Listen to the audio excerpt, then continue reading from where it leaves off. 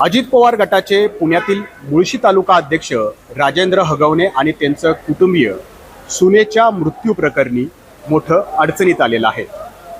सत्ताधारी पक्षाच्याच तालुका अध्यक्षाच्या सुनेचा असा मृत्यू झाल्यानं राज्यात मोठी खळबळ उडालेली आहे आणि या प्रकरणी राजेंद्र हगवणे यांच्यासह त्यांच्या पत्नी, 2 मुलं आणि मुलीवरती सुद्धा गुन्हा दाखल झालेला आहे।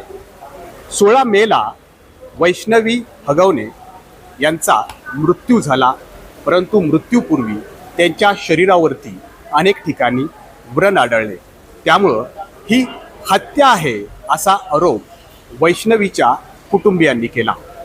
खरं तर हे नेमकं प्रकरण काय आहे हे आपल्याला या वेब एक्सप्लेनरमधून पाहायचं आहे। मी नाजिमुल्ला तुम्हाला या संपूर्ण प्रकरणाच्या मुळाशी घेऊन जाणार आहे आणि त्यानंतरच तुमच्या लक्षात येईल की नेमकं वैष्णवी हगवणे यांचा मृत्यू का झाला। खरं तर या प्रकरणासाठी मला 2 वर्ष आधी म्हणजे 28 एप्रिल 2023 या तारखेला जावं लागेल, कारण वैष्णवी आणि अजित पवार गटाचे पदाधिकारी राजेंद्र हगवणे यांचा मुलगा शशांक हगवणे यांचा प्रेमविवाह त्याच दिवशी झाला। 2022 मध्ये या दोघांची एका विवाह सोहळ्यात ओळख झाली होती। त्यानंतर इंस्टाग्राममधून या दोघांचा संवाद सुरू झाला। संवादातून मैत्री घट्ट झाली आणि या मैत्रीचं रूपांतर प्रेमात झालं। वैष्णवी आणि शशांकनी लग्न करायचं ठरवलं। वैष्णवीच्या कुटुंबियांची मात्र याला संमती नव्हती। मात्र वैष्णवी अडून बसली, लग्न करेन तर शशांक सोबतच, आणि मग या दबावाला वैष्णवीचं कुटुंबीय बळी पडलं। त्यानंतर लग्न ठरलं। 28 एप्रिल 2023 ला सूसच्या एका मोठ्या रिसॉर्टमध्ये ग्रँड विवाह सोहळा पार पडला। यावेळेला वैष्णवीला म्हणजेच हुंड्यासाठी 51 तोळे सोनं आणि फॉर्च्युनर गाडी ही हगवणे यांना देण्यात आली। जर 51 तोळे सोनं येत असेल आणि एक फॉर्च्युनर गाडी हुंड्यात येत असेल तर वैष्णवीच्या कुटुंबियाकडे मोठा बक्कळ पैसा आहे असा समज नक्कीच हगवणे कुटुंबियांचा झाला। आणि त्यानंतर हगवणे हे लालसेत घुसले आणि याच लालसेपोटी त्यांनी हुंड्यासाठी छळ सुरू केला असा आरोप वैष्णवीच्या कुटुंबियांनी केलाय। खरं तर हगवणे यांना जमीन व्यवहार असेल किंवा विविध गोष्टीत प्रॉपर्टीमध्ये किंवा किंबहुना एखादा व्यवसाय थाटण्यासाठी पैशांची गरज असावी आणि म्हणूनच त्यांनी वैष्णवीकडं किंबहुना वैष्णवीच्या कुटुंबियांकडं पैशासाठी तगादा लावला। यावरून वैष्णवी आणि शशांकमध्ये मोठे खटके उडू लागले। कालांतराने वैष्णवीवरती शशांक चारित्र्यावरून संशय सुद्धा घेऊ लागला। मग एका मागोमाग कधी पैशासाठी कधी चारित्र्यावरून संशयासाठी असे त्यांचे वारंवार भांडणं या ठिकाणी सुरूच होती। अशात 9 महिन्यापूर्वी शशांक आणि वैष्णवीला एक गोंडस बाळ झालं। गोंडस बाळाचा जन्म झाल्यानंतर या दोघांचा संसार अगदी गुण्यागोविंदाने होईल असं वैष्णवींच्या कुटुंबियांना वाटू लागलं, परंतु 9 महिन्यानंतर पुन्हा एकदा यामध्ये विघ्न आलं। 16 मेला चारित्र्याच्या संशयावरून पुन्हा एकदा या दोघांमध्ये वाद निर्माण झाले आणि याला पैशाची हुंड्याची सुद्धा किनार पुन्हा एकदा निर्माण झाली होती। 16 मेला मग तिला शशांकनं बेदम मारहाण केली।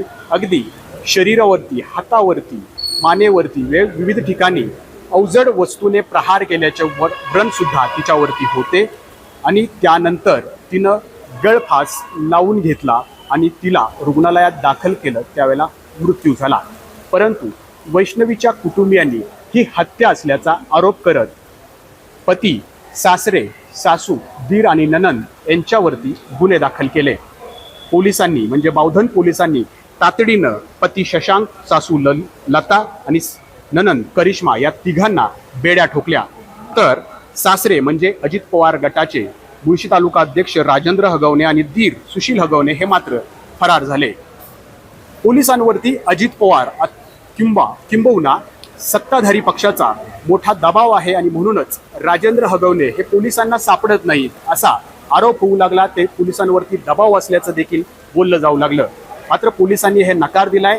3 पथकं सासरे राजेंद्र आणि दीरच्या शोधात असल्याचा पोलिसांनी दावा केला। दुसरीकडे या तिघांना पोलीस कोठडी मिळाली आणि मग तपासाच्या वेग या ठिकाणी आला आणि याच तपासामध्ये सुशील हगवणे कुटुंबीय ज्या ठिकाणी राहतं त्या ठिकाणचे CCTV म्हणजे त्यांच्या घराच्या आसपासचे CCTV सगळे पोलिसांनी हाती घेतले आणि 2 तासाचे हे CCTV निरखूनपणे या ठिकाणी तपासण्यात आले. त्यावेळेला पती शशांक आणि सासरे राजेंद्र हे दुपारी 1:15च्या सुमारास बाहेर गेल्याचं या ठिकाणी निदर्शनास आलं. परंतु तत्पूर्वीच त्यांनी या ठिकाणी वैष्णवीला मारहाण शशांकने या ठिकाणी केलेली होती.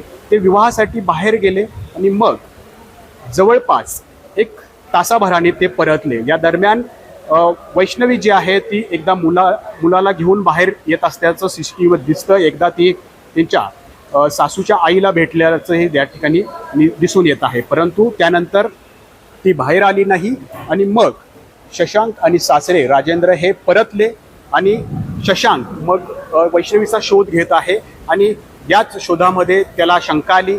मग त्यानं एक लोखंडी मोठं रॉड घेऊन आला आणि घराचं दार तोडलं आणि वैष्णवीला बाहेर आणलं आणि रुग्णालयात दाखल केलं असं या CCTV मधून दिसतंय. त्यामुळं पोलिसांचं असं म्हणणं आहे की ही हत्या नाही, आत्महत्या आहे. परंतु आत्महत्येस प्रवृत्त या ठिकाणी केल्याप्रकरणी आता हा गुन्हा दाखल आहे. हुंडाबळीचा सुद्धा गुन्हा दाखल आहे. कारण आत्महत्येपूर्वी वैष्णवीच्या हातावरती मानेवरती विविध व्रण जे आहेत ते या ठिकाणी आढळलेले आहेत आणि म्हणूनच आत्महत्येस प्रवृत्त केल्याप्रकरणी आणि हुंडाबळी प्रकरणी हा गुन्हा या ठिकाणी बावधन पोलिसांमध्ये दाखल झालेला आहे.